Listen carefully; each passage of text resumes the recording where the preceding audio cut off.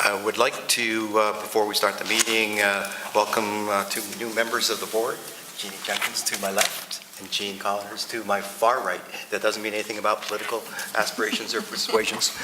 And you notice how we've separated them. I did notice. Yep. So welcome. We look forward to interesting, fun, challenging times together. If we could join together, stand and pledge allegiance.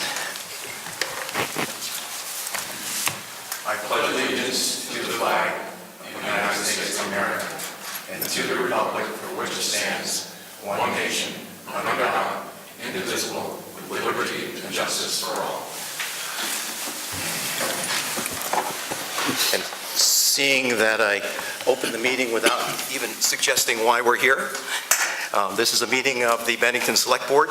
It's Monday, April 11th. We're at the firehouse and we're convening just a little after 6 p.m.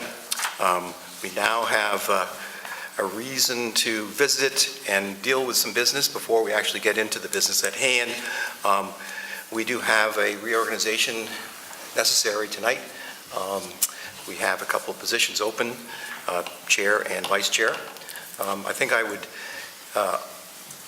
would be appropriate for me to accept nominations for vice chair.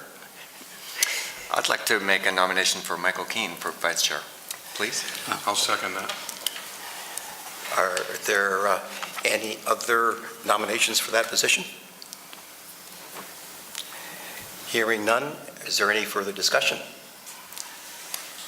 Hearing none, all in favor of Michael Keane as the vice chair of the Bennington Select Board for the year 2016 through 17, signify by aye.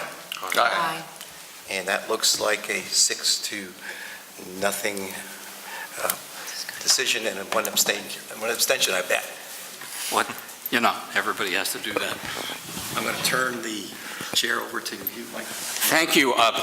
Tom, I want to congratulate you on being reelected to the board, and I nominate you as chair. Is there a second, please? I'll second. There are other nominations for chair? The nominations, I guess, are closed. All in favor of electing Tom Jacobs as chair of the select board signify by saying aye. Aye. And I will abstain. The ayes have it. I think it's 6-0 again. Congratulations, sir. Thank you very much. Poor guy. That's what my wife Lee had said. She was hoping there would be other candidates, but she didn't show up. So I do, before we get into the business at hand, just want to offer a bit of commentary and first my appreciation for the confidence that you're obviously placing in me, and it's a big responsibility. If there's one thing I've learned is that patience is a virtue. I also believe that good things will come to those who wait. And I do expect that our patience is going to be rewarded, meaning the town as a whole, and that success will be coming to us this year. I can say from my experience with the last board that the state of Bennington is stronger than it was last year at this time. We, as a board last year, you probably remember, said we cannot do and would not do business as usual. And I think we lived up to that expectation. We cannot wait for someone to invest in us unless we invest in ourselves. And that was our call last year. And I don't think that call has been completely answered yet, but it is certainly in the works. We charge ourselves this year as a board and community to step up to the plate and join with others who have already invested in the effort and make the dream of a revitalized Bennington a real reality. You know, if we could quantify the renewed spirit and energy that many citizens are bringing to the effort, we would be well on our way to success. And you, frankly, you know, and we see it and we feel it. There is a new vitality and enthusiasm in the community. There are so many individuals in the community who have really already stepped up to the plate with their ideas and plans for economic resurgence. I have every hope and expectation that some of the projects that are in the work will actually go from plan to implementation this year. I really applaud the folks, like the business leaders who convened at Bennington College back in December, and folks like the proprietors at the Four Corners North who worked so hard together to bring a new vitality to that part of town. Economic vitality and success must come on a broad platform. And in our case, the platform must be supported by an involved community across the spectrum, from our colleges, which over the past year have stepped up to the plate. It's so great to see Southern Vermont College and Bennington College actually being a focus and a part of our community. They're critical partners in making our entire community a success. I also want to thank all of the business owners in our downtown area who continue to step up to the plate, striving to make Bennington a special place. It's not easy to run a business in a small community. Our citizens want and expect this board to also step up to the plate and take a real leadership role to assure greater prosperity going forward. I can assure you, the citizens of our town, that we will, as a collective group, along with town management, step up to the plate this year. Now, since I've talked about what I hope and expect, I would like to ask my fellow board members to take just a few minutes each to share their vision and hope on what would provide a definite and obtainable project or goal for this board this year. Maybe I could offer comment by my newly elected vice chair. Thank you, and good evening, everybody. I'm going to talk for just a couple of seconds about what I envision. For me, the Select Board will and must support viable and promising economic vitality initiatives anywhere in Bennington. And the board will embrace renewable energy solutions like solar, wind, and some that may not even have been invented yet. But we will do our best to make sure that those solutions are in harmony with the environmental, scenic, aesthetic, and historical nature of our surroundings. Nothing else should be acceptable. We also need to support, as a board, the Southern Vermont Economic Development Zone, because as the zone benefits Southern Vermont, it will also benefit Bennington. And in that regard, because I've seen members of other select boards visit us here in the past few months, I hope that our select board will reach out to the select boards of neighboring towns to make sure that we identify and that we seize opportunities together. I hope that's not too general, but that's how I see the world going. Great, thank you. Thanks, Jeannie. Would you like to comment? Well, it's really hard to predict what's going to come, so I don't know what opportunities and challenges are going to be in front of us, but I think at least 4 areas that I hope that as a board we can focus on. One would be strengthening our educational system and making sure that all students have the full range of options to grow and learn. Another would be to really have a coordinated effort to articulate the needs and make progress on the full range of housing needs that we have in Bennington. It's a big task, but I think we all recognize the importance of doing this. I think we also need to build momentum right now to increase energy efficiency. We have the good fortune of having Efficiency Vermont in town for the next 6 months, and they are working not only with downtown businesses and homeowners, but also with multi-unit rental properties. And so I think this is a real opportunity for us to make some real change there. I also agree that we really need to look at renewable options for energy and move forward in a positive and informed way on that. Also think that this is the year we really want to focus on youth opportunities, including access and increased opportunities to have high-quality after-school programming that may or may not be associated with our schools themselves. And then I think I would certainly echo Michael's comments on looking at the Southern Vermont Economic Zone. And I think obviously we have some challenges right now with mitigating water pollution, and, we want to make sure that that moves forward. It's always on the front burner, and that we are making sure that, that individuals are getting what they need. So Thanks. I think that's my list. Okay. Thank you, Donald. It's always tough being downstream of smart people because they pick lots of good things, but I'm going to try to make it very brief. It's a great privilege to be on a board where there's so much talent. So it's great to be with somebody who really knows education and economic development and law and sales and arts.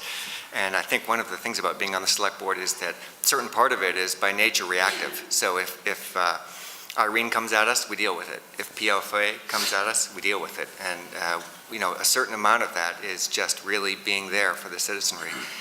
I took this assignment, Tom, to be a little bit more about our sort of individual thing that we would like to try to bring to this mix in the midst of doing economic development and education and the many, many things that we want to move forward. I'm, as you may know, particularly passionate about getting people outside and trying to hook up trail networks, and I'm also very passionate about food systems, so I would be interested to follow up on that. But on the trails, I'm particularly interested to see the partnerships that you've talked about happening with the colleges and the BATS organization, which is kind of formed, and the partnership with the Bennington Cycle Club, and a lot of these different things that are coming together to really facilitate what looks like it's going to be a fantastic town-wide network for walking and biking and hiking. So I'm really looking forward to having us bring that forward this Great. year.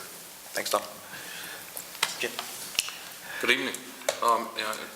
When I first ran, the two things that were most important to me were lowering property taxes and spreading the load with people and by expanding the property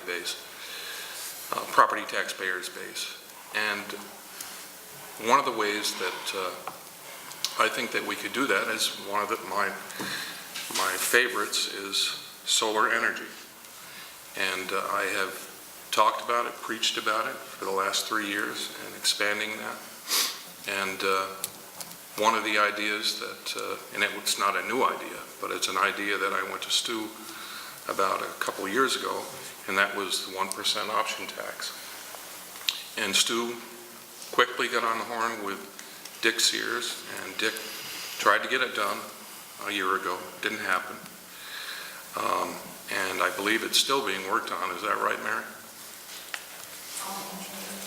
The 1% option tax?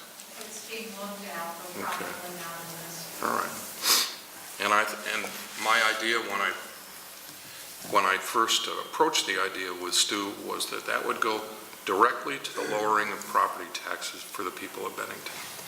And Stu, to his full credit, came up with what I think is an even better idea. And that is, if we were able to achieve a 1% option tax, that money could be set aside to create small loans for property owners to put solar on their property. Now think about this. If people had solar on their property, they're turning the meter backwards, and Green Mountain Power is paying them on a monthly basis instead of the other way around. Now, I know people that are paying as much as $500 a month for electricity. That's on the high end. Nevertheless, the point that I want to make is that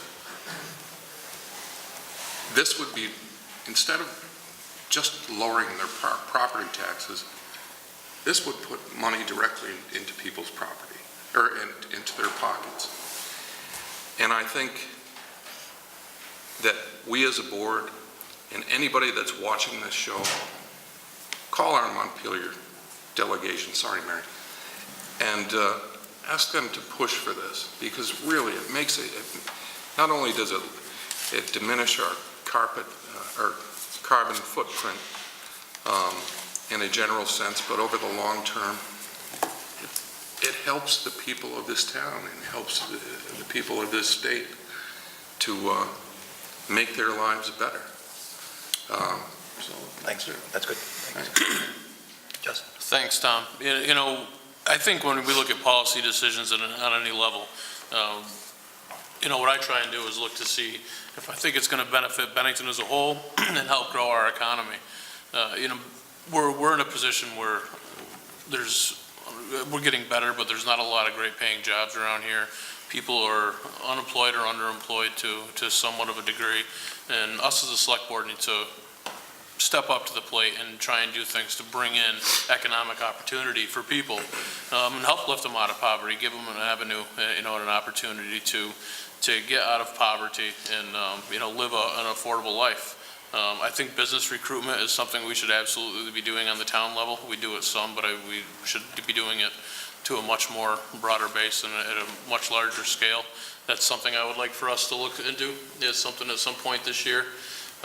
Whether it be, rearranging some positions that we currently have in the town, or potentially even creating a new position. I'm not necessarily one just to go out and create positions and raise costs, but I think if there's a way to bring, back some of the money that you would spend on something like that, it could be an investment well spent. I would agree with Jimmy 100% on the local option tax.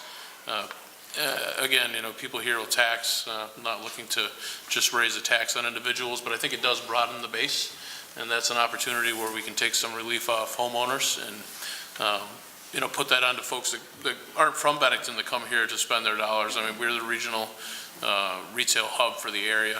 You have to drive, 20 to 30 minutes in either direction, north, south, east, or west, to get to a place that can offer what we offer here.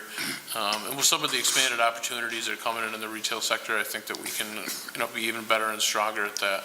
I'd like to see us work on getting some more businesses in here in the retail area, because I think that's where our biggest growth sector is coming up for the foreseeable future. So, I would just ask everybody to, to look at it with that type of eye, and, hopefully we can see some good changes, because we're able to offset our grand list, we're able to lower taxes, or if not necessarily lower taxes, at least spread out the burden off of people. We're seeing some good development right now down on the North Side Drive, North Bennington Road area, with some bigger things to come from what I've heard. So just, we got some momentum. I don't want to lose it. I want to keep pushing in that direction. Great, thanks, Justin.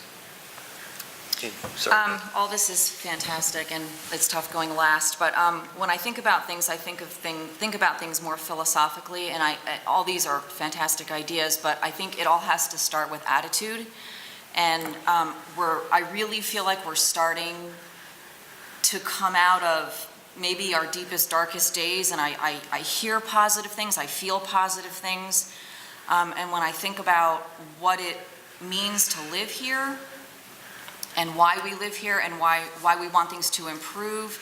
It has to do with our way of life, access to good health care, the education system is crucial, a healthy business climate. All those things build on each other, and when we take steps to possibly develop the Greenberg property, not possibly, we're going to do it. I think all of that is just so affirming of all our hard work. And people look to this board for attitude and positive thinking and moving forward. I get very frustrated just talking, and a new study group that's going to do this or that, but I really want to see progress, and I think all of us in this town will see progress and deserve to see progress. Thanks. So I think we have to start with attitude. I want to thank my colleagues, because we've now got all of the agenda items for the next year already set. I think we can run with them, because every one of those, I think, has a place on our agenda. And Stuart and we'll make sure that they get there in some form or fashion. So thanks for the comments, and looking forward to an outstanding year as we work together. So goes the board, so goes the community. I think that's what we hope for. We do have a consent agenda. The minutes of March 28th, 2016 have been circulated. We have warrants that have already been shared as well. Again, for our new members, the warrants are circulated in our packet, and we do deal with these on a consent basis. However, that does not mean, if you have a question, concern, or otherwise, that you should just let it ride by. I found the best way, and I think Stu would agree, is if you have a question on the warrant or anything that you get in the packet, get back to Stu, and he's really good at that, explaining the detail. But the warrant is basically the expenditures from the pre-approved budget, but that does not mean there's some entries that have caused you question or angst why you shouldn't get an answer. Because I would ask if you're satisfied with the items on the consent agenda, the March 28th and 2016. Justin, were you there that day? I was not. Okay. And the warrants, I do believe we still have the ability. Why don't we just move on the minutes first? All those in favor of the minutes, those individuals present signify by saying aye. Aye. Aye. And we have a majority. The minutes are passed. The warrants have been circulated. All in favor of the warrants as circulated? Okay. I guess I really need a motion and a second. Second. And I would, if I hear no discussion, all in favor? Aye. Okay, the warrants pass as well. Now is a very important part of our agenda. We'd like to hear from citizens, and we reserve at least 15 minutes. If you have an item that you would like to share with the board that you think might be relevant and needed for discussion for another agenda item, let us know. Have in mind that there are items on the agenda tonight that we would request that you hold your ammunition or your questions until we get to those. But if there are other areas of the town activity that you would like to have addressed, speak now, and if you could come up to the mic, introduce yourself, and just ask the question, we will certainly try to be responsive. Joey.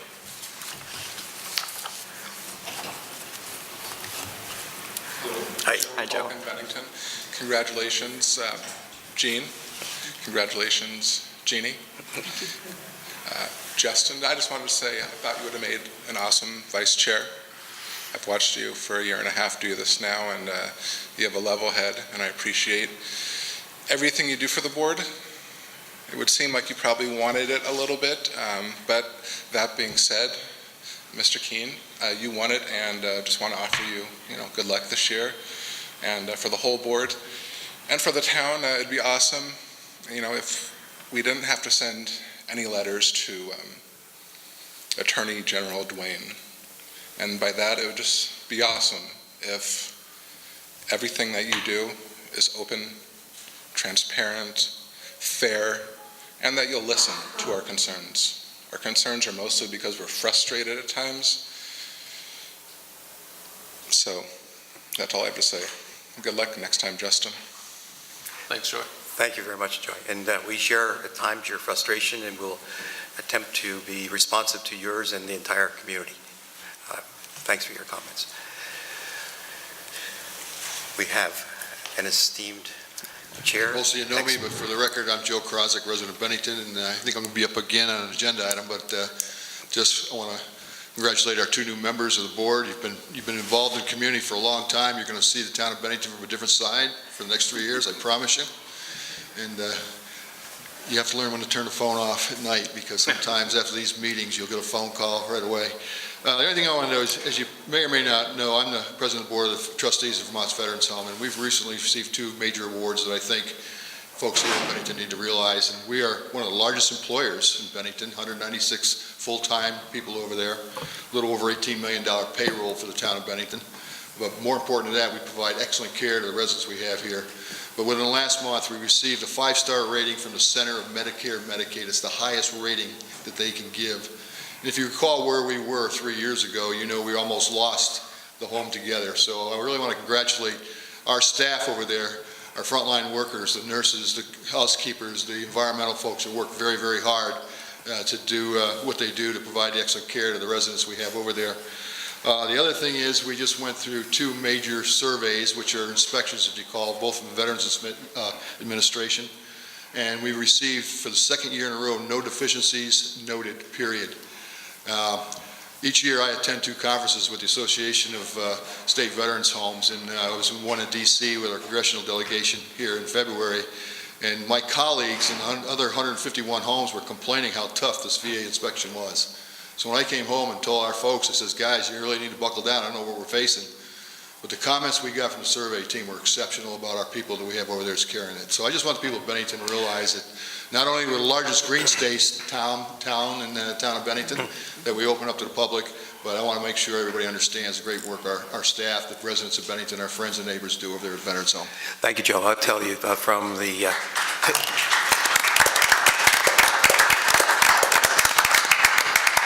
anyone that has the opportunity to visit the property and the home and see the individuals who are providing the care, you come away very impressed. Nursing homes are not always the first option to visit, but I'll tell you that place and that facility offers so much to the community and its residents. You should be proud, and the awards are well placed. Thank you. Please pass on our accommodations to the colonel, lieutenant colonel, whoever is in charge, and we look forward to. There you go. Great. Someday we hope to have her down there to visit. Maybe we can have a conversation with the board, because that is a resource that goes unnoticed. Thank you. I want to add just one thing. Go ahead. And that is, it's always been typical of Joe to give credit to everyone else, but Joe, it was your leadership, really, that helped turn it around, and that deserves ultimate praise. Thank you. Now we'll go into a discussion on the amendment to the town plan, which is the solar facilities. We've had one meeting that was a publicly warned meeting relative to it. I think during that meeting there was some discussion of a change to make it more responsive or reflective to what we believe the community's needs were. And I believe that change was to reflect that anything up to 10,000 square foot relative, when I say something, an array up to 10,000 feet would not fall under the plan is amended. Is that your recollection, Donald? Because I know you led us through that. That is, yeah, so what we were trying to get at is the fact that there may be evolving technology in the solar industry, and so if we could agree to a size cap, essentially, above which we would feel we needed to have a little more say or a little less say, that would perhaps be more helpful than just setting a kilowatt limit. One of the things that occurred to me later is that this is really it's a little bit like form-based zoning, where you're trying to talk about what you want to see on the land as opposed to how much power you want something to produce. And so one of the things that occurred to me afterwards is that we probably should put some sort of a height restriction in this too. So if this piece right here is saying these particular installations do not need any, do not get considered under this clause, then we wouldn't want something that was 100 feet high not getting considered under this clause. So, but as I understand it, there may be some reason to not make this change at all. Well, I think as I've thought about this and sought counsel from Attorney Wilmington, our town counsel, that change that we talked about, I think is sufficient to require for us to consider whether or not we would want to have a further public hearing, because the change may not appear to some to be substantial, but frankly, when and if this amendment is adopted, I don't want it to be subject to being challenged on a procedural basis because we didn't give full review to making a change like we are doing. I think we can make an argument that it's not a substantial change, but frankly, I'm not suggesting, I would recommend that we really give thought to rewarding a public hearing on the change, so that if there are comments or commentary that folks would like to offer, that we hear them and then either accept, regard, disregard, or otherwise, and make the final decision. So your feeling is that the timing's not quite so critical as opposed to getting it right? And try and go back and fix it later. I think that would be my feeling at this point in time. And I want to get an amendment, if the board decides to make it, that is going to be, if it is scrutinized, that will not be hung on our own platoon. Well- What's the board's feeling on that? It probably is worth saying that if we leave it the way it was, it leaves a little less future flexibility for solar installations, because it's very likely that on a 10,000 square foot space, you might be able to make 300 kilowatts of power. And so, in many ways, if we really want to anticipate good technological evolution, we would, I think we would look at a size limit as opposed to a kilowatt limit. I agree. Yeah, and that was the rationale of that discussion we had 2 weeks ago. Yeah. And I think it has a lot of merit, because frankly, wattage and those types of things are subject to a lot of technical changes. The square footage, it's not going to change once we decide. Right, I think if we're looking at this from a visual aesthetic Yeah. impact, Yeah. the square footage is the issue, Right. as opposed to potential creation of Different voltages. voltage, yeah.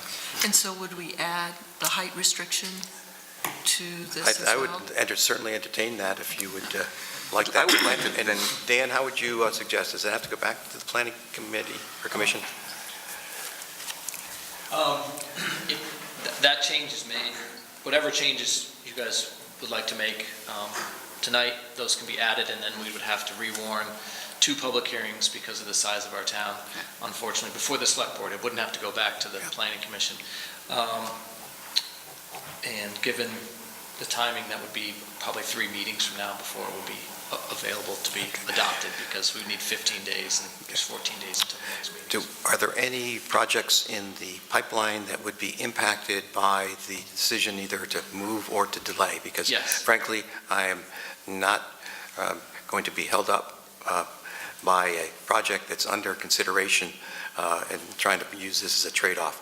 Because I would suggest as part of this process that we're not prepared to move on other projects that might be impacted by this. And that would be my personal observation. I don't want to be held captive by someone that might decide to use this as since we haven't adopted it, we should be dealing with their project. And I'm not comfortable with that scenario. I don't know how the rest of the board feels. and have you Dan. talked to Rob Wilmington about this? Is that what you said? Yeah, I talked to him specifically about or I didn't talk with him, through Dan, and the message was that this might be considered a substantial change, sufficient to cause someone to raise that in another time. And we could just go and say, notwithstanding the cautious advice that we've gotten, we'll proceed accordingly. But the essence of it is, I don't want to have a situation where you're in a battle later on over our adopted amendment when we should have given it more discussion. But I defer to you. My question for you is that with one of the proposed projects that I believe that we're going to talk about shortly, would these amendments apply to that? Not unless they're adopted.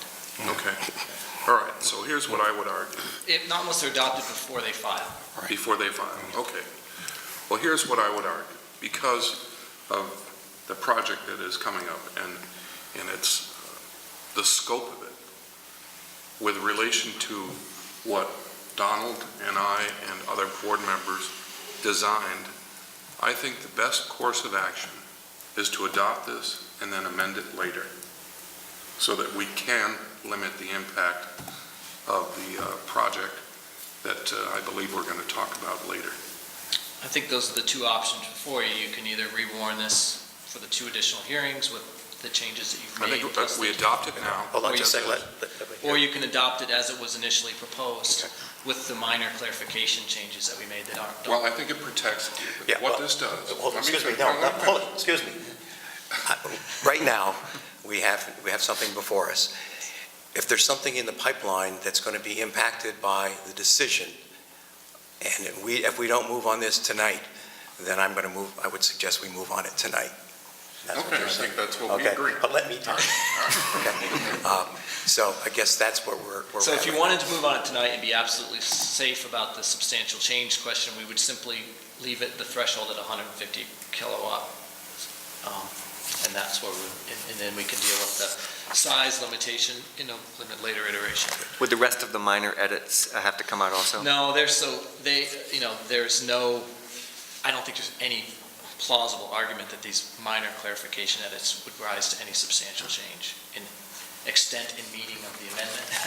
I think even the change you've proposed would be a stretch, but Rob's point is, why do we even want to have to litigate it? Let's just take it off the table as Then an we've issue that can given Rob a tough, we've given Rob a tough job to kind of come in at the 11:30th hour and Well, we've work on got this. it was, that's the nature of his Yeah. business and ours. Yeah, But, true. so, I will like to receive, based upon the last hearing and discussion tonight, is there a motion to amend the town plan relative to the solar facilities with the language that was in the original discussion 2 weeks before? I will move that. I'll second that. Discussion now. Yeah, I mean, I want to go back to Dan's point and what we've been talking about this. What we're trying to do here, in a sense, is mitigate risk in the first instance. Right. And I'm all for doing that. At the same time, if Dan, we have the assurance that we can come back to this and continue to make it bulletproof, then I'm pretty much in favor of making And this I motion. would add, I don't think, I think in a way it's more bulletproof the way, if we were to pass it right now, it's more restrictive than what we might come back and do to it. Exactly. So when we come back to it, I would say we might allow for a greater evolution of technology and greater kilowatts per acre to be produced. So I think it would be important for us to kind of agree as a group that we'll come back and maybe work on this, but especially if it's, in our council's best interest to move this, I think we should go ahead and do that tonight. And also, as I understand it, if there is an application that you receive and we haven't done anything, we could potentially be at risk by not having this amendment. I mean, we have already received the 45-day notice, but there is very likely that the board will not consider it actually filed until it's filed with the Public Service Board. The 45-day notice is simply a notice that they shall file, they are planning to file it with the Public Service Board, but it has not been filed yet. So it's very likely that will be the date at which they look at what's in place. I would also say to the discussion that we may want to make changes later, that we don't know what the legislature is going to do this year, so it makes sense to wait and see what they're going to do, and then we can look at this again and see if there's any tweaks that we can make to make it fit even more closely with the new legislative intent. So we're really past this. We're passing this as a good safeguard. I would say that makes sense if we want to have something in place before the relatively large project. Yes. Thanks. Dan, does the ordinance alone that we pass not provide us with the safeguards? Well, the ordinance is strictly a screening ordinance, so it's a very focused, and I think that's probably what most people worry about the most. So it's definitely one of the big issues, but it doesn't deal with all the issues like agriculture and all those wetlands and all those other issues that we talk about. Well, and the PSB put a lot of weight on our town plan in the last ruling, so this is a good, it's important to put what we want in our town plan. I mean, and as you all know, the jurisprudence around what the Public Service Board is going to do with solar facilities and how they evaluate them is a moving target right now, so we have no idea what weight they'll give to this, but we're hopeful that at least we'll have something that we can say, this is what we want, and advocate for them to listen to. Well, this is what the community wants, and I think with our discretion and trying to be responsive to the community, recognizing that there may be some changes down the road, which we can always amend with the process, but I don't want to limit our town's ability to deal with applications as they come before us because we're somewhere in limbo. And having heard that tonight, it would be my feeling that we should adopt the amendment as it was presented to us at the first open public meeting 2 weeks ago. Other comments? We have a motion. If I can just, one more comment, I think it's really just worth stating that this does not mean that we're prohibiting, I think this is obvious, but we're not prohibiting anything above 150 kilowatt. We're just saying under 150 kilowatt doesn't apply to these specifications. So there's plenty of openness to being able to consider something that's larger. It just would get, it is a slightly higher bar. So, great. Other board members? Okay. Mary, just identify yourself for the record. Yes, Mary Morrissey for the record, and I think it's very important that the board does pass tonight the language that was put forth before, but I do hope the board will take up further discussion for town plan revisions in the future, and I would like to see, I think it's very important with seeing some of the mixed solutions that the legislature are looking to do, which really aren't going to improve what we're presently doing. I would like to specifically have put in, and I don't think it'll fit into this discussion tonight, is any solar projects built in Bennington shall be used to meet the state's renewable energy goals. And that's because right now, all of these projects that are being built, because the RECs are being sold outside of the area, don't even count towards what our goal is to meet the state goals. And so we'll be looking at 2 or 3 times the amount of solar projects going forward, even to eventually get to what our goals are. So I think that's a critical piece. I also, you've heard me before say, and I'm still very concerned about the decommissioning part, and I would hope that we could look in the future that there is some kind of a bonding mechanism that holds developers' feet to the fire to make sure there is a plan in place when decommissioning happens in the future, so that we aren't left with solar graveyards out, 25, 30 years out. But I appreciate the fact that you're looking to make these changes tonight. Hope you'll go forth. I think our committee tried to work hard to find a solid piece to change the town plan, but I do hope we can open this discussion again soon. Thank you, Mary. I think my hope would be that we would have the subcommittee reconvene after the legislative committee or activity finishes up, so we have some idea of what we're dealing with. And then we can basically revisit where we're at and where we might go based upon what flexibility is provided to us. But I think that's really good. The same committee would be reconstituted because it was such an effective one. Mr. Chair, can I ask for clarification? Are we going to talk about this now, or is that agenda item we're going to talk about later on in this meeting? We're not going to be talking about other than this particular item relative to the amendment to the town plan. Can the public speak now that you have a motion on the floor on this? No. We'll have to have that as a separate discussion because there's a motion underway relative to this one. And then it's a little unusual, but I would then allow discussion on the other matter that's not on the agenda, which you could have raised during citizens' comment. So sit back and let's decide how we deal with this motion. Are we all familiar now with the motion? The motion being that we will adopt an amendment to the town plan relative to solar facilities based upon the open meeting. It was presented to the open meeting on April, whatever, what's that, March 28th or whatever day that was, March 28th. Is there any further discussion on that motion? All in favor signify by aye. Aye. That is a unanimous 7-0, and the amendment has passed.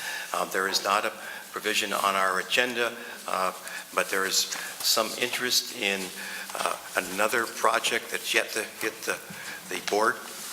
Is that something you'd like to speak to? Anyone? I guess I'm still confused, Mr. Chairman. Just cut me off. No, we're fine. All right. I'm Joe Crosby for the record. And first of all, I think I appreciate you voting. Hold on just a second, Joe. There is this other project that is in the pipeline. It's not been filed yet? Well, the notice has been filed. Yeah, that's the 45. It hasn't been reviewed by the Planning Commission. It will be coming to us. Is it premature for us to be discussing it? This is just, again, we really can't even hear it because we're going to be deciding when we do receive this application coming up from the Planning Commission. That So- I understand, Mr. Yeah. Chair. My concern is that there is a project that's going to be filed. We've already seen, the property owners already received a 45-day notice. And I anticipate, knowing how the Section 248 process works, it would be filed with the Public Service Board probably before you get to this. Therefore, we won't have any input in your decisions, or you won't hear our concerns before that thing is filed. I think Dan is correct that when they file it with the Public Service, that's when the clock starts ticking for everything that goes here. But we haven't, we opened this up for a public meeting when it does get to us. Is that going to be inconsistent with the Public Service Board activity? Because I don't want to be The short. timing of it, you mean? The timing of it? Yeah. Yeah. Is there? I mean, I would assume consider at the next meeting if it was something that brought a lot of comment on regarding the 45-day notice. Dan, I'd like a point of clarification. With the adoption of this tonight, the impact that it will have on either proposed or current projects will take effect in 45 days? Is that right, Stu? How many days? town plan takes effect immediately. No, Yeah. okay, the town plan. This is So right. this is, We passed it today. okay. Yeah. It's effective now, okay. That's what I wanted Yeah. clarification on. And more to Joe's point, does this satisfy? We My don't personal see, feeling is the board took the right action tonight approving this thing. And I heard your discussion about the size. From what I understand of other solar projects, and just to refresh memories, I sat 8 years on that energy board up there in the House. I'm a little bit familiar with this. And based on what I've heard going around the state and what's happened up here at Apple Hill, I think aesthetics is going to be the biggest issue rather than the size, actual energy producing size of the capability. I believe that's going to be in Bennington. As I reviewed the town plan today, along with this thing, I got some real concerns about upcoming projects, and I'm just wondering when is, and so do some of my neighbors here, when is our turn to come up here and let you know that those are concerns about that, I guess is what I'm asking. it's a very valid point, and I want to make sure that we don't do something that undercuts your ability to speak to it, and I don't see why we can't have this on the next agenda for a public discussion, because it will, if it's already gone to the Public Service Board, we should have at least the opportunity to hear about it, not just that it's been accepted by the PSB. So let's put it on the next agenda so we can be forewarned and forearmed, rather than just hear something that we haven't really got the detail on yet, other than what we hear in the community. Okay, well, the only thing I'd like to add is a letter was given to the property owners, and correct me wrong, our neighbors. There will be a neighborhood meeting on the 27th here in Bennington by the developer. Because of the issues that we've had here currently in Bennington, I've offered up the use of the Chris Room at the Veterans Home, a large facility. So as many of our local residents who want to attend this, whether they're property owners or concerned with siting of these things, can participate. And I understand it'll probably be at 7 p.m. in the evening, although I don't think they've locked in the time, but it's going to be on the 27th, that's a Wednesday, at the Lou Chris Room, for anybody who'd like to attend that meeting. Okay, thanks, Joe. Appreciate it. Tom, I'd like to know a little bit more, maybe on this point. There was some emails that went around about, A meeting, beg your pardon? about a meeting? Well, more about our quasi-judicial role and how we participate or not in these things. And I just wonder if we could be clear as a board, if we don't go to that meeting because we feel we shouldn't, because we're going to end up sitting in judgment on the project eventually, I would like the public to know that, we're not going to the meeting for a reason, but I'm not sure that that's what if I understood that properly. That's my understanding, but I'm not the attorney for the board. Stu, could you speak to that? Well, because we have adopted the ordinance which gives this board review authority over the screening of particular projects, we do have a quasi-judicial responsibility now. We sit in approval of the project, sometimes based on the recommendation of the Planning Commission. And so my concern was if we get out in front of that process, we are then, what's the term I'm looking for? Prejudice. Prejudicing ourselves, but it's an off-the-cuff kind of meeting with the people who will be presenting to us. And I can't think of the judicial term. that judges use all the time, even though my wife is a judge. But nonetheless, that was my concern, is if we involve ourselves in a discussion of the project before it comes before us, then we have essentially tainted our decision potentially. And maybe Dan could speak from the legal perspective. Just say a few words about I don't that. think there's any fast and hard rules on this, but obviously we want to avoid the appearance of a conflict of interest, so you want to avoid the ex parte communications. And what I'm suggesting is that it's appropriate for the board to participate in meetings and those sorts of things as long as both parties are present. And, if it's on the agenda, both parties will have notice of that meeting, and they can both come and be here to present their case to the board. So there's no argument by anyone that you're tainted one way or the other, and that you have. I think the question, though, is whether or not, with these meetings, like Joe had mentioned, whether or not it's appropriate for the board to participate in individual members, or are we at that point in time sort of participating in an ex parte activity when we're going to have to review it? I think the rules are very clear for your DRB that you should not do that. Yeah. You should not participate. When it's a select board, you're elected officials. Yeah, I think it's much less That's right. prescriptive. Yeah, no, exactly. It's a perception. Tom, I would note that if we do put this on our next agenda, it would be the 25th, which is 2 days before the public meeting. So we could actually have heard the presentation before the public meeting. I like that. Look, When will the planning commission take this up? Sorry, make you stand up again. I expect the planning commission to take a very preliminary review of it at their next meeting, because it just came in. We'll put it on the agenda. I've already asked the applicant to attend. I don't believe they're able to, so it'll probably be a fairly quick meeting.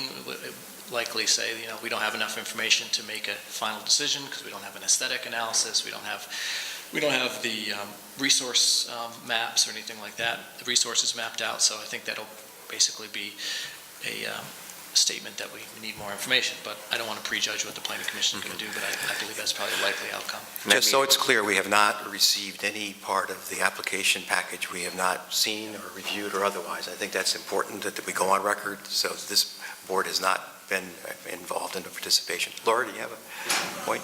Yeah. Just identify yourself and speak to it. Laura Block, Apple Hill. In our neighborhood, as I think probably everybody knows, we have gone through our own problems with a solar project. And I'm just trying to get a sense of how these things are, how you get official notification, because we as neighbors never got any notification until it was already sort of underway. And my understanding, and I could be wrong about this, my understanding was they never notified the town until way after they started negotiating with us. And so my question is are any new projects required to notify the town? Are they just required to send something to the DRB? Is that considered town notification? Are you just assuming that you will get some kind of notification, or hoping that you will get some kind of notification? I don't really know how it works. It's a question. Well, we're now under law a party to the hearing, so we will receive notification as the town, as well as the planning commission. Yeah, what we want to do is to make sure the board gets ahead of it rather than behind it. And I think we have not had a clear demarcation or policy on that, and maybe we need to make sure that we develop something along that line, if not a policy and understanding, so that we get the package and we don't just hear about it like tonight without ability to know really and respond, because these are projects that have a lot of financial effort behind them on the part of the applicant, and we don't want to do something that prejudices the town's position by not being involved at the right time. Well, it's a whole question of timing. That was what I was getting Yeah, at, because exactly. I think with the Apple Hill project, we're playing catch-up. And I sure hope that doesn't happen again.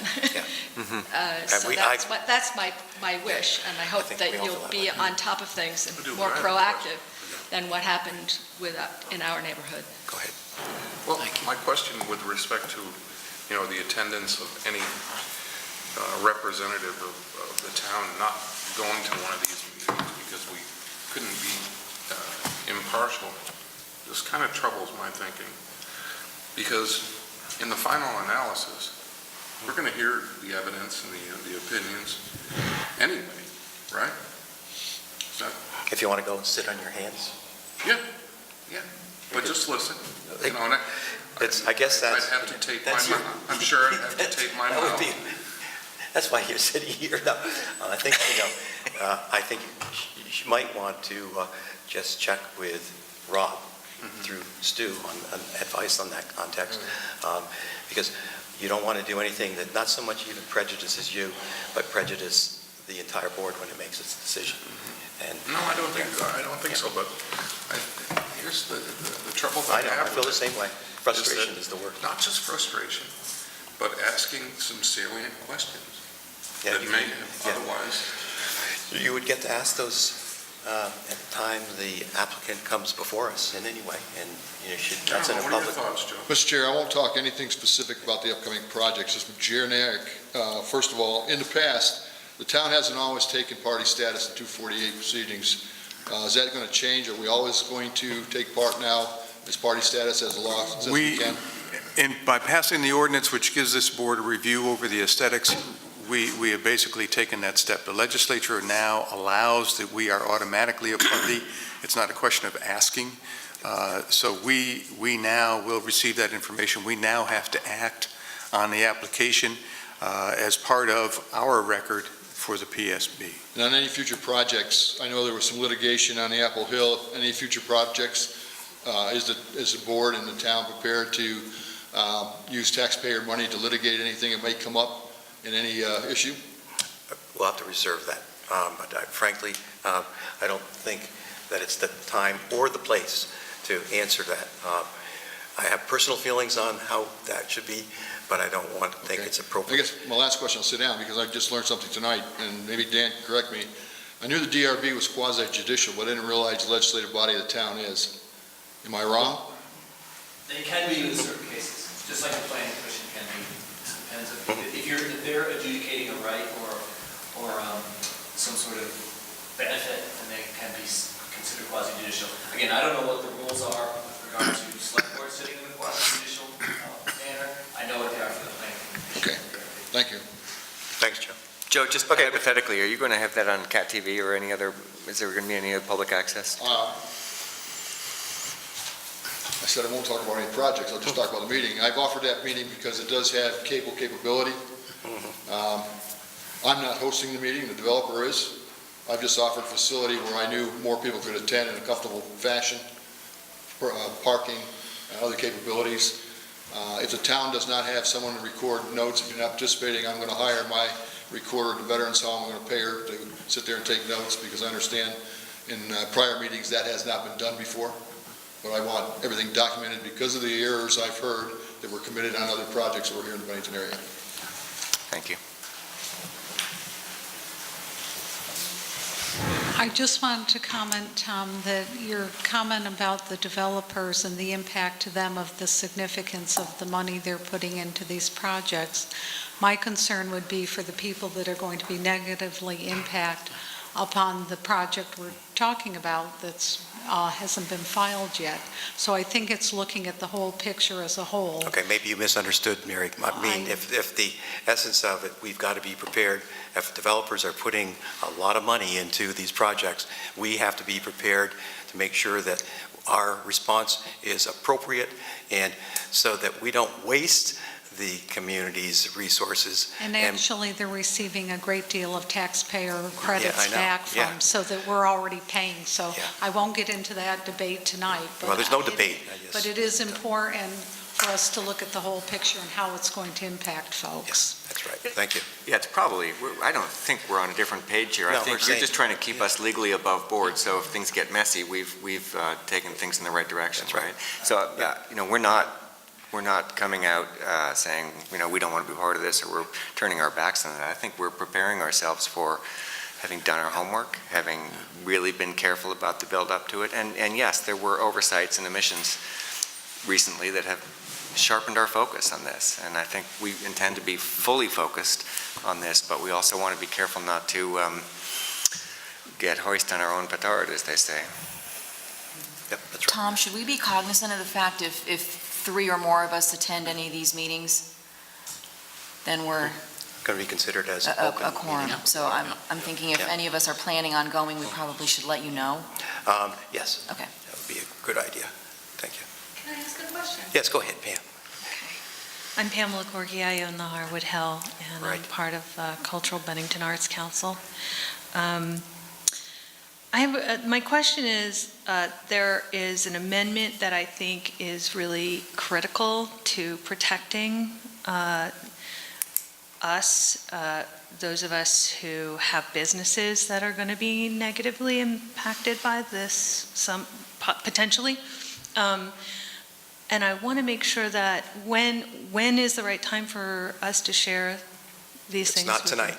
you? I understand, and that is why I'm asking the question. I want to make sure that I respond and that I'm in line with your calendar and make sure that my concerns are heard. There will be a public meeting. The 25th? And exactly, at that point in time, if this comes before us, we will have reviewed or received the packet, and that won't have all of the questions answered. It'll just be, this is the application for this particular project. I expect you and others, especially the 7 around here, are going to have questions, and we have to be real thorough on that, and that discussion is going to be open for anyone that has an interest in speaking to it, and I can tell you you will not be short-changed in that context. So, So they get the first, but they have to initiate the process. Yes. We can't. The citizens can't. It has to be, you have to be enlisted in your capacity as the select board before That's right. a thing is happening. Like, there's nothing happening That's right. until Right now, it's happening. I got you. Thanks, Pam. Thank you. Any other questions on this particular area, which is not an agenda item, but will be on the 25th? So come forearmed, and we will be as well, and hopefully as more informed than we are right now. Thank you. Yeah, you did good. Okay. Just so happens we have another area of discussion regarding a topic that's not really of real significance, Act 46. Basically, and I don't mean to be light about this subject, but the impact on the local schools, this is something that I asked Stu to put on the agenda so that we could have a board discussion. Primarily because I think the select board, while we do not have jurisdiction over the school systems at any level, it has to cause each and every one of us concern relative to what we have heard, seen, and feel in the community relative to our school systems. We talk about economic development and growth. Well, frankly, economic development and growth is going to be impacted by the quality of our school system. And right now, anyone that might stop you on the street talks about their concern about our school system. And when I hear we've got 3,000 students being served by 7 different boards with 7 different budgets, besides being like asking the question why, because it doesn't make any sense to me. I hear, that there's Act 46 out there that is supposed to give some incentive to consolidation efforts. And I do think this board has a responsibility to the citizens, just like we have with the water issues, to become informed and participate and let the community know that we expect accountability of every director, administrator that oversees our education system, because it does have a direct impact upon us as taxpayers, as well as responsible leaders. Having said that, I'm going to open it to the board for your comments, reactions, observations, and otherwise. I'm just Stuart? going to take a jump in here. Do you want to jump? Yeah. Stuart, would you want to jump now, or Stuart? No, I think he's asking me. Yeah. I'll jump. Yeah. I did attend the last meeting of the study committee in North Bennington last week, and unless I totally misunderstood, and I'm glad to see Jim's here because he happened to be at the meeting as well, it appears that the study committee is coming back with at least a broad recommendation that the SVSU consider, in concert with a legal opinion, to take a look at the Mount Anthony Union model as a unified union district, including, to the extent possible, North Bennington, so that we would be, at least if it goes forward from the SVSU, we would be asking the Agency of Education if this is a model that you will approve.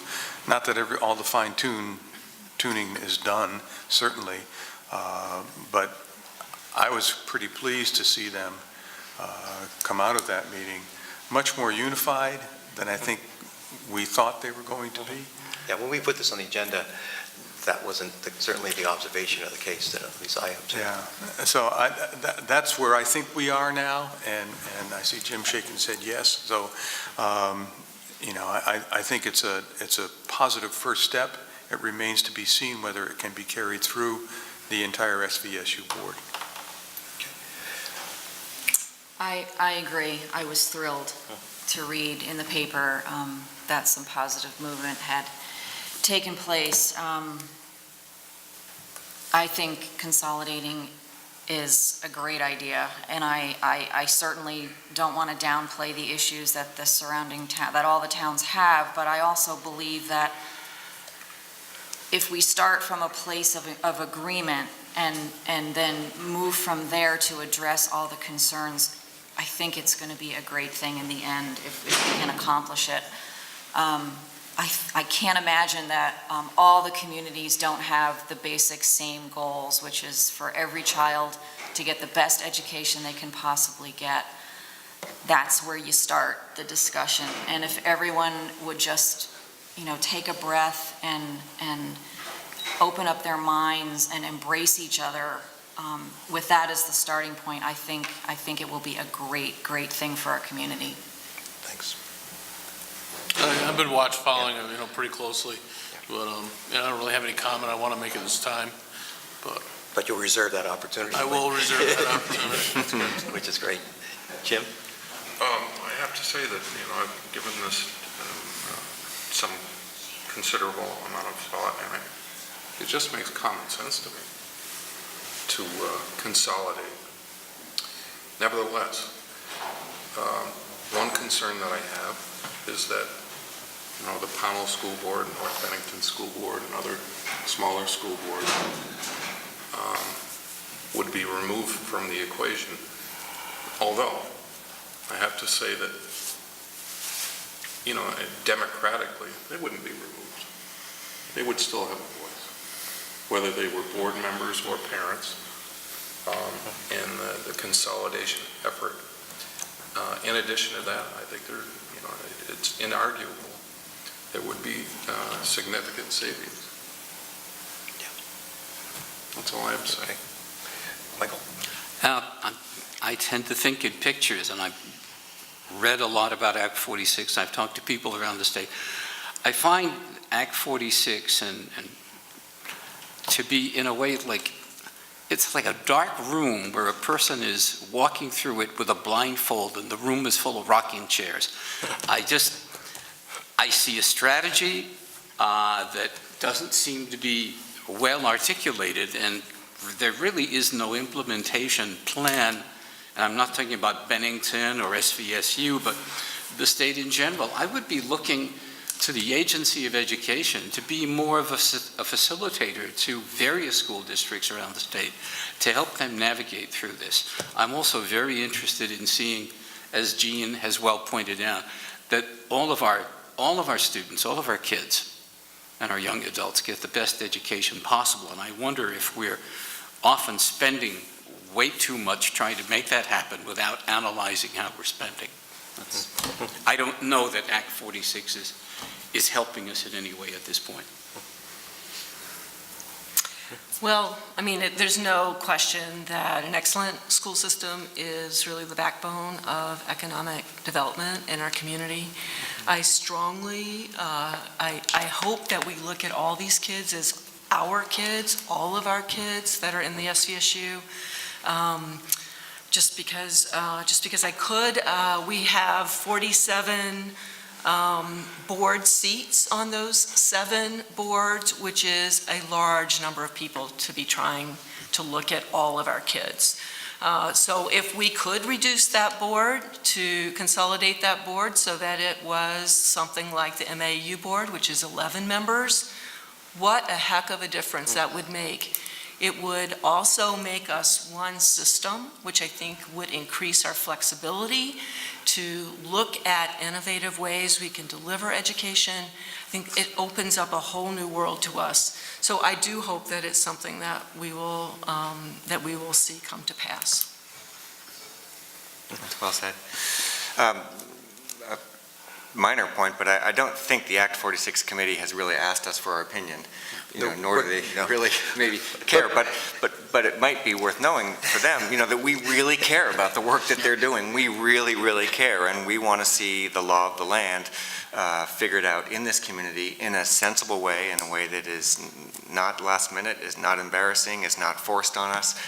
We'd like to see this come to pass in a way that we can feel proud of, and in a way that is very supportive of the educational system that you're talking about, one that gives people hope, and one that can be something that everybody is thankful to be participating in. My personal opinion is that it would be great if we could give the committee enough leeway to really work this out, and just let them know that we really are anxious to see what they come up with. I think if we start maybe from what you said, Jean, this idea of what is it that we want as a community, if we can really articulate our greatest desire for our educational system, and we can then express that to the state, I'd like to think that there's a way that Act 46 can work with us on that. I don't think it's realistic to hang our hopes on changing the law, but I think there was an article in Vermont Digger today where somebody from up in Milton was talking about possibly changing things a little bit so that there might be some way of accommodating different school districts joining together that aren't quite the same. I don't know if that's possible or not, but if we really feel strongly about keeping North Bennington and Bennington together, we should not just throw up our hands in disgust and walk away. We should really fight for something we want to see happen. So, any members of the audience like to share comments or perspectives? And as they're thinking about it, as the audience or citizens are thinking about it, it's certainly not our role to impose or otherwise, other than to show demonstrated support. But that support comes with a cost of expectancy of some kind of result. And so just like the water, we've got to maintain close observation to make sure things are moving along. We are all taxpayers. The biggest part of our bill comes from the school side, and we want to make sure not only that our taxes are well spoken for, but more importantly, that the children are getting the real benefit of the process. And so that's the real reason it's on the agenda, because it's been really encouraging to see things moving, and all I can do is suggest to keep it moving, and we'll be there to support the effort. If there's anyone that'd like to speak, fine. If not, don't feel you have to. I would just like to thank Donna, you have to come up and do your summary. Hi, I'm Donna Leap. I'm Assistant Superintendent in the SVSU, and I've seen you at some of our meetings lately, and I really appreciate the support that the Select Board has given us. I think this is a new opportunity, and sometimes just a renewal and looking at how we do things and ways that possibly we can move it into a new light and look at ways that we can do things better for all of our students and looking more globally at all of our students' needs in an inclusive way is really an important step for us. So I just want to say again, I appreciate that you're expressing interest tonight and moving forward into ways that we can work together to see this through.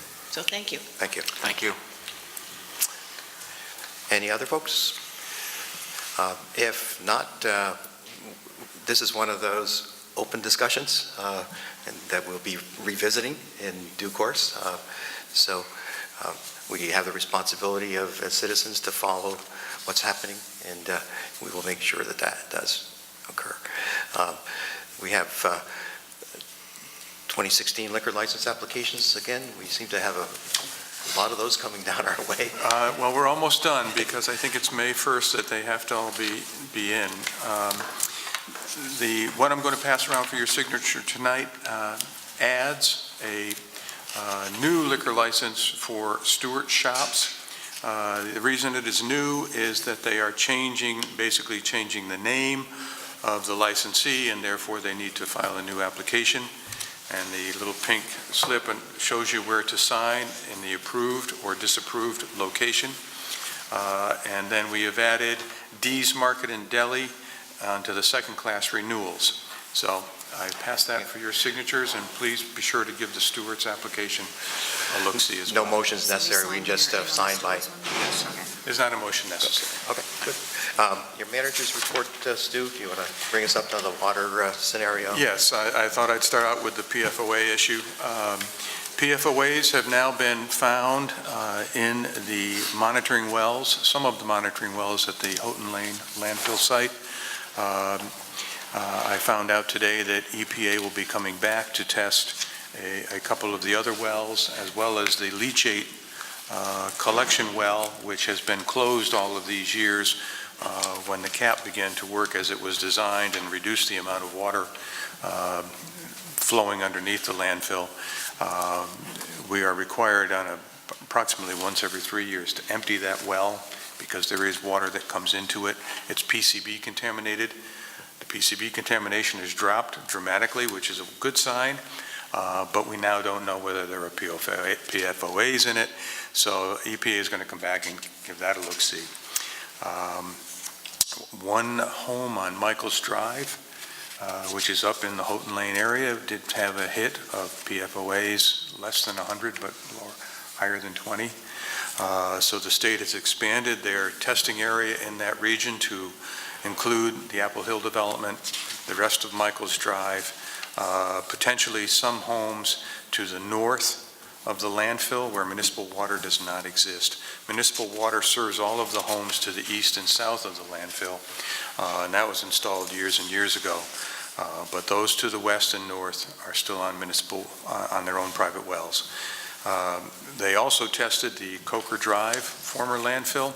I think we have one monitoring well there. And although that wasn't part of the release, Dan gleaned today that, in fact, there are probably PFOAs in that particular monitoring well.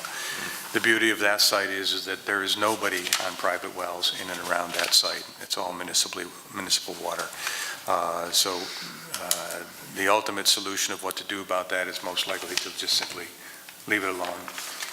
We've really closed the site effectively according to the state, and now it's just a matter of trying to understand what it means to have PFOAs. Is that a similar well, sort of a leachate well situation? It's actually a monitoring well, so it's a much smaller diameter well, generally driven just to check periodically on the groundwater that's moving through it. So there may be PFOAs in the groundwater there. I don't know whether we've had any results in the Furnace Brook, which is generally the thought as to where that groundwater flows. So They'll be looking at that. The state has also extended the testing area as far south as Old Bennington. So from the Vale Road area to the Old Bennington region. The town, in a meeting with the state of Vermont and with the North Bennington Water Board and St. Gobain and its engineers, we have addressed the feasibility of providing municipal water from either one of those systems to the folks originally determined to be contaminated. And there were only a couple of wells that were far outside the North Bennington or Bennington systems that we might not be able to serve. It looks possible. Question, of course, is cost. And now with the addition of the Apple Hill region and Michael's Drive, as I said, municipal water comes up about, well, probably 300 or 400 yards beyond the entrance to the landfill or to the transfer station. We believe, and that we're adding that to the mix, that we can provide municipal water to those developments that exist essentially below the tip of the hill on Houghton Lane down to Route 7 there. So again, this is going to be a very difficult situation to address. Every time the system expands or the area expands for where they find things, being able to deliver municipal water becomes more and more problematic and certainly more and more expensive. And it's really going to fall to the state of Vermont and to the identified PRPs, the potentially responsible parties. Currently, St. Gobain is the one we talk about because they're in the mix and they're cooperating. Doesn't mean there aren't others. And that investigation is ongoing by the Department of Environmental Conservation. So, Stu, when you are talking about St. Gobain, are you and the town actively involved in those conversations, or is those conversations that happen with state representatives only? We have been actually involved from the get-go. Actually, St. Gobain reached out to the town even before they reached out to DEC. And we have been, obviously there are certain negotiations that are going on that are legal in process. We're asked to leave when those discussions come up. But otherwise, people have been very, very willing to share information, cross-share information from what has been discovered in Hoosick Falls and what we're likely to find here. As you may have heard, there will be a blood draw coming soon to Vermont Department of Health. They're anticipating 6 days, approximately 6 hours each day, where they will be offering blood draws to people where they'll be looking at the blood levels of PFOA in people who have either been exposed to high levels in their wells or who may have worked at chemical fabrics when it existed here, and try to get a better understanding of how is there a correlation between high levels in your water and high levels in your blood. And right now we really don't know that. That's available on the website relative to the reports from the governor. I think yes, those reports have been very, very thorough. Yeah. The health department just reached out to me within the last 2 days about this upcoming blood draw because they're looking to use some of the Greenberg site for parking for staff because they anticipate a large number of people coming to these draws. So. Do you know anything about the food and soil? I'm sorry, Jim, you've been trying to get in for a while. Go ahead. Thanks. My concern, and it's one that I've asked you about before, and heretofore, there has been no evidence that it is remaining in the soil. Is that correct? That is the information we have heard from St. Gobain for the soils test they did over in Hoosick Falls. That the St. Gobain PFOAs do not, according to them, do not remain in the soil. They move quickly through the soil to the water table. Our results are not back yet. I know that the state did some very pointed sampling in areas where there were potentially high numbers of children or access to the soils. We don't have those results yet. And I think I may have jumped in and stolen a little bit of your thunder, Donald, because I heard the word soil come out. You know, with respect to the upcoming planting season, What effect, if any, do we know that it would have on crops like corn and other people's gardens? Well, if you read some of the handouts that were provided, I think at our last meeting here by Mr. Armstrong, if they are in the soil or if the groundwater is very close to the surface, corn is one of the crops that draws PFOAs up into their systems very, very quickly and may be found at higher concentrations than you would find in the soil itself. So Mr. Armstrong obviously has been in my office. He's been wrestling with the whole idea of when to plant, when to purchase a seed. I encouraged him to talk with the folks at the state at the 828-1038 number to better understand. We expect the results of these soils tests to come back very, very soon. If in fact we finally get some good news, then more than likely he can proceed. We heard the other night that there were high levels in a ball field in Hoosick Falls. That was the groundwater beneath the ball field, not the ball field itself. So the information was misunderstood by the young man who was here, and I did confirm that. And they have actually announced that they're going to be holding their standard baseball season on that particular field without concern.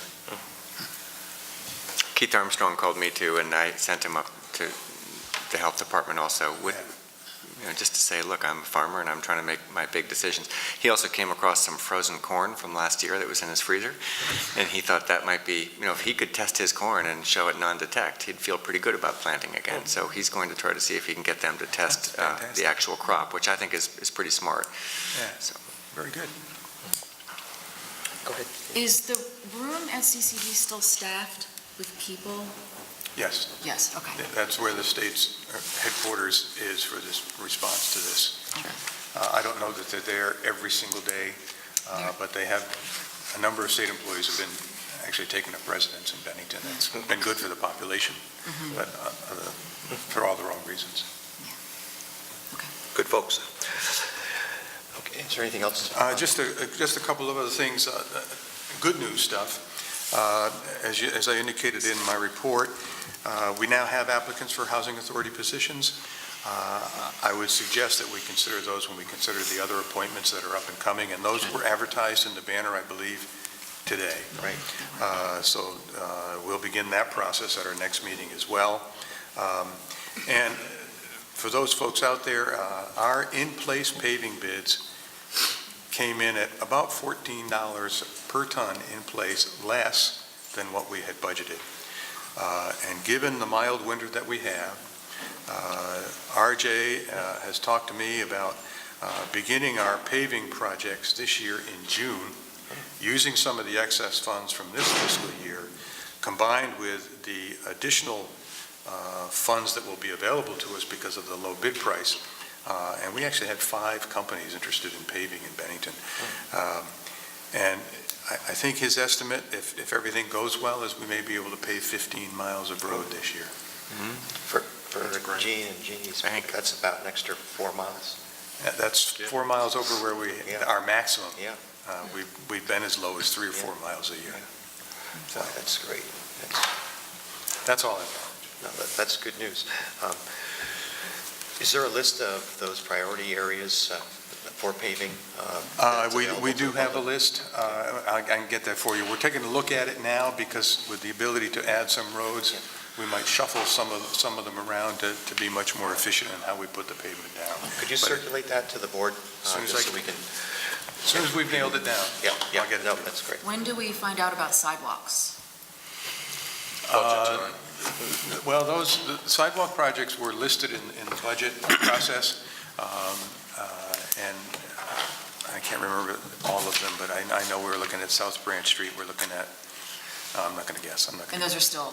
Those are still proceeding. Okay. Yeah, the roads what we're looking at doing now are the ones that can be handled by an overlay, a shim and an overlay, as opposed to a massive rebuild, because we get much more bang for the buck. We preserve those roads. They'll last us another 10 to 12 years, and it allows us in perhaps leaner times to go back and take a look at some of the roads that really need to have the base rebuilt, new curb, new drainage, all of those kinds of things. So But those are, I can get those projects. I'm sure I have them. Okay. Thank you. Other board, other business you would like to share? I'm just so thankful to the people of Bennington for giving us these 2 new select board members. I think it's wonderful that you're on, and I applaud you for your bravery and your courage and your gumption to make the effort. So thank you and welcome. Thank you. Jeannie, do you have any closing comments or notices of public interest that you want to? Is there a circus coming? You don't Is there- understand anything. Right. Is there a circus coming to town you want to tell us about? No. Great. Michael will take. Yeah, last week, you and I and some others in this room had the opportunity to meet a number of interesting people at Bennington College from a group called Milk Money in relation to explaining to citizens the new regulations that will allow citizens to invest in local businesses and to invest in Vermont businesses and regional businesses in New England without having to go through a lot of the registration issues that the SEC, the Securities and Exchange Commission, generally requires. It was a very fascinating meeting. I came out of it, and there must have been 120 people there. I came out of it feeling a very large dose of optimism about the kind of focus that meeting showed and what it can portend for Bennington and this region going forward. The other thing I wanted to note was that on Saturday, over at St. Peter's Episcopal, there was a governor candidate forum from about 2:30 till almost 5 o'clock. 4 of the 5 current gubernatorial candidates showed up. That would have been Bruce Listman, Sue Minter, Matt Dunn, and Peter Galbraith, who was relatively newly announced as a candidate for governor. There was a lot of candid talk, a lot of good questions. It's obvious that each of the candidates felt a need to come to Bennington, very much because of the way Bennington has been in the news due to the PFOA problem. And they all have their, if you will, their indignations and their potential solutions. But it's clear that we have the attention of some candidates, and I think that's a good thing. That's it. Thank you. I'd just like to welcome our genies to the town. Thanks. Expecting magic. What'd you say? Oh. Yeah. You get to dissuade him of that thought, because after Justin, anything, Justin? Nothing, no. I'm just getting all kinds of invitations to Yeah. the fire department dinner, and lots of unexpected invitations coming. Enjoy, because that's probably one of the better types of things that you get, is that interaction. As Joe had said, calls at different times about roads and dales. Those are things that make it sort of real interesting, sometimes not at the most opportune times, but I think you'll find it'll be a joy to serve. Well, I'm already learning a lot. We all are, and if there's a motion to adjourn, I'll certainly entertain it. So moved. Second. All in favor? Aye. Everyone is. Thanks, everybody. Thank you very much.